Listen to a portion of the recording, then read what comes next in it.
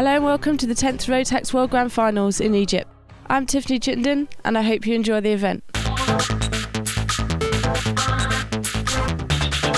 In 10 years, the Rotax Max Challenge Grand Finals have become the biggest kart racing series in the world. After the 2003 finals, hosted in January 2004, the Grand Finals returned to Egypt, to the peninsula of Sinai.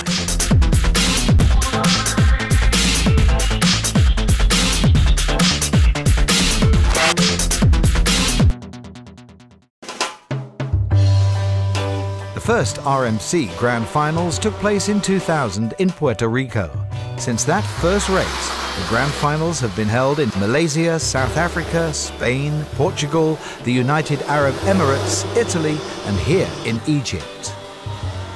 In fact, this was the second time the Grand Finals have been held at the track of the Ghibli Raceway, which is located within a 5 to 10 kilometer distance from the airport. Sharm El Sheikh, as well as South Sinai, stands for lots of sun, nice temperatures, great underwater world, historical areas, desert, fun, nightlife. And in December 2009, definitely for serious kart racing.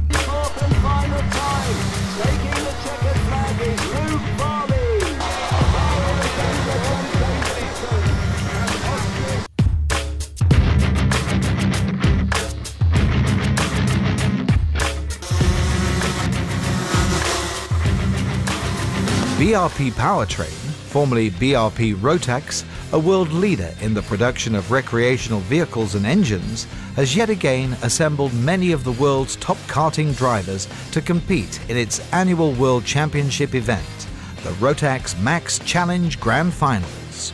The first one in 2000 in Puerto Rico was a family event of 68 drivers from maybe 15 countries, having fun at the beach, having a race of course, but since then it developed and now we are here and it's a world championship, it's very professional racing, so it gained in professionalism and it gained of driving skills. Rotax Max Challenge Grand Final is the most effective event to be involved as a sponsor, as this event is attended by drivers and teams from all over the world, and as can be seen today, the event has attracted more than 50 countries. 2009's Grand Finals finds over 216 drivers from 60 countries in Sharm El Sheikh, Egypt, competing at Ghibli Raceway for top honours in 3 Rotax classes: Rotax Senior, Max, Rotax Junior and DD2.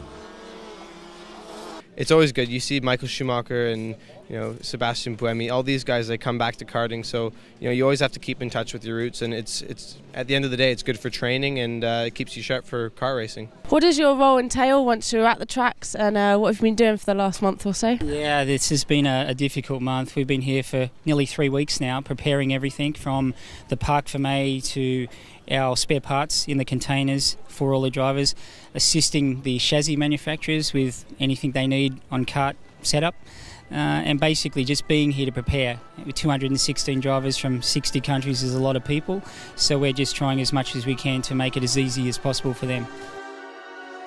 It is this aspect of national teams bonding together that is one of the most special aspects of the Grand Finals. It has become quite common in recent years for drivers to forego their usual generic or kart brand specific racing uniforms to don identical team uniforms resplendent in their country's national colours and designs. This is one of the reasons the Grand Finals has become known as the Karting Olympics. The raffle day is the day the competitors draw numbered ping pong balls from a jug to determine which kart will be theirs to compete with for the week. All the karts are rolled out and put on display in what is one of the most impressive sights in all of karting. The first time the Grand Finals were held in Sharm El Sheikh was coincidentally the first time a spec chassis was utilised. CRG has continued to be a strong supporter of the spec chassis program and returns this year as the official chassis of both the DD2 and Senior Max classes. In the grand final of Rotax, you have the possibility for race with the same material with every other country. In the KF, in the other categories, the problem, the material is free. For this, is a little bit different. Returning for their second year as the chassis supplier is Maranello. This year, all the Junior Max competitors will be driving Maranello chassis. And this very good race. I just promoted especially this year I made the junior for promote the new driver. I'm sure, particularly in this race, the material is all the same. Once back in their pit stalls, the crews spent the next few hours installing seats, mounting tyres, and doing their own final preparations to get ready for the first practice sessions. So are you going to change a lot of things for the final or keep them much the same, do you think? Well, if we kept them the same, we probably wouldn't have a chance of winning, so we're just always changing the kart, and each time we're just going faster and faster, so just going to make changes all the time. Yeah, it's going really well. I was qualified second for tomorrow in the pre-final, and yeah, I enjoy the event, and it's really fine here. Okay, and apart from yourselves, who do you think will be your main competitors in the race? Well, I think Luke Farley, because he's really quick. He's even quick as me, so it's going to be hard. Okay, thank you.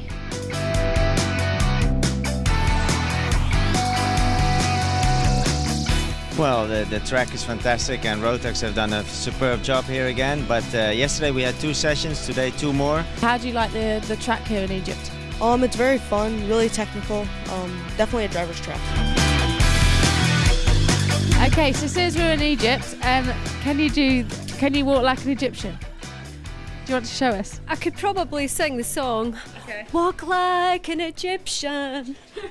Walk like an Egyptian.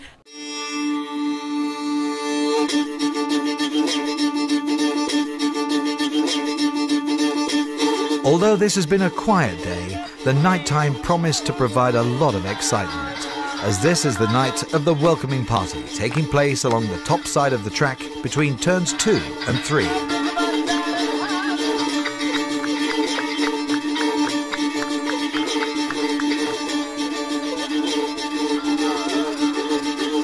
Most of the work that we have to do is basically get the track and the facilities ready for all the different drivers, for the organizers, for the press, for the officials ready.